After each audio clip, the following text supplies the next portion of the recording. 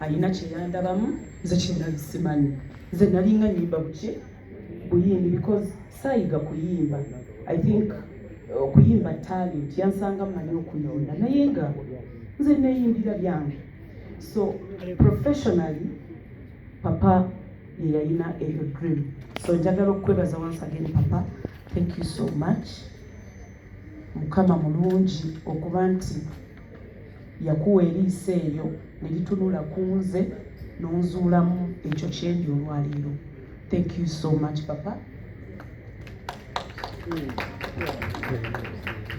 yes njagala okwongera okwebaza Dr. T bwe bamala okunzuula I met Dr. T Dr. T n'afuuka Dr. T n'afuuka mukwano gwange taata wange brother wange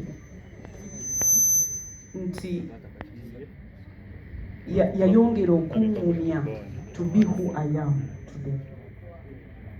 His words were always wisdom to me.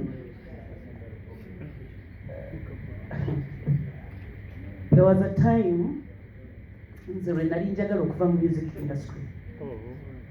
Anti music industry oyagala toyagala sometimes obeera ne personalities biri.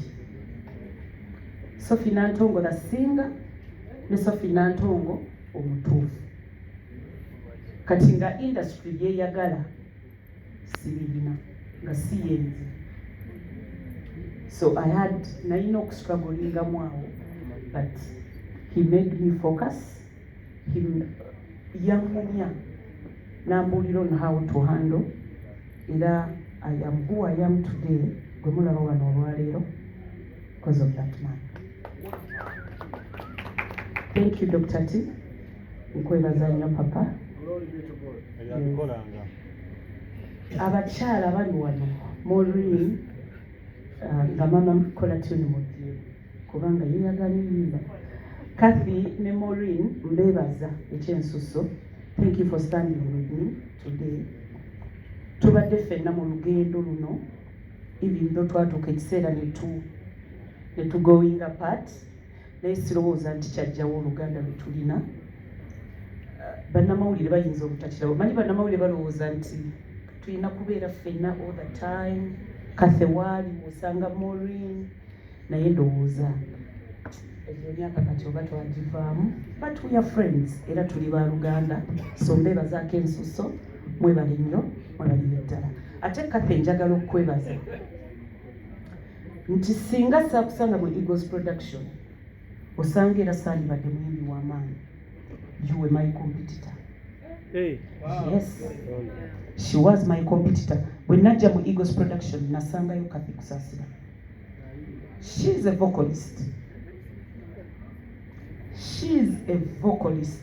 Kati ffe abayimbi bw'olaba ngambye omuntu nti she is a vocalist. Muyinza obutakitegeera nganze bwe nkoze ki? Nganze bwe nkitegeera. So nabeeranga eno ate funny enough bakama baffe bano baali bazibu. Nga Kathy bw'ava ku stage oba nze bwe nvaayo omu ku ffe y'abaddayo. Mwakikola musigendere? So I don't know whether nali competitor we but for me she was my competitor. Nga njagala because musanzeemu nga njagala to do more. Nga njagala mbeere better than her. So ekyo kiina lesson gye kyampa and I think it was healthy competition. Terwali nga lutalo. Tetwali nti twali tetweyagala. Naye nga nze bwe mpulira enduulu nga bagiwadde Kathy Kulu nga yansooseeyo. Maama mbula okuyimba nveemu eddookooli. That is how we are. So njagala okwebazaako ensuso because if you were not here nandibadde competing maybe with Obani. So yes. We had that competition, then Maureen ne bajja ndowooza nammwe ne mbeera nga mugamba bannange njagala mbeere ngaabo because Maureen was younger than us ndowooza mu Eagles Production. So thank you so much for being here. Nga neetegekera concert yange ya next week. Industry nzibo naye ate nnyangu. Bw'ogiyingiramu maybe nga toli kawala kato nnyo ng'olina emikono emirungi ekwanguyira. Nze industry yanyanguyira. I'm not one of those abagenda okugamba oh maama nyabo industry wowe. I'm not one of them. Era ndowooza nga papa bw'agambye oba gwali mukisa oba kyali ki, but nze bwe nayingira papa nga ndeese, he was always there. Yasasudde ennyimba, yasasudde studio, nze kukola ki? Nze kuyimba. After 1 year neneewaggula nenva mu Eagles Production. Basajja oba ogambye ki? basajja oba neneewaggula nenva mu Eagles Production. I became a solo artist.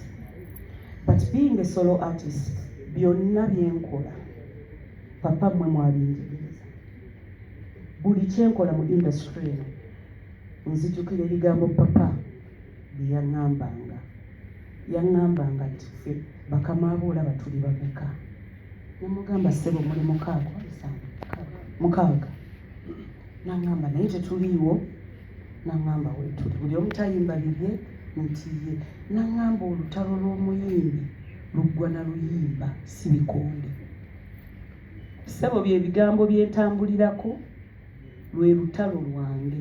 Tekinneetaaza kuwalana Mourinho, tekinneetaaza kuwalana whoever nti olw'okuba zze mu music industry. Nze olutalo lwange nduteekaawo wennyini we yaŋŋamba. Nkoze ntya nga Sophie Nantongo to stay relevant? Nkoze ntya Sophie Nantongo keeping my identity through music?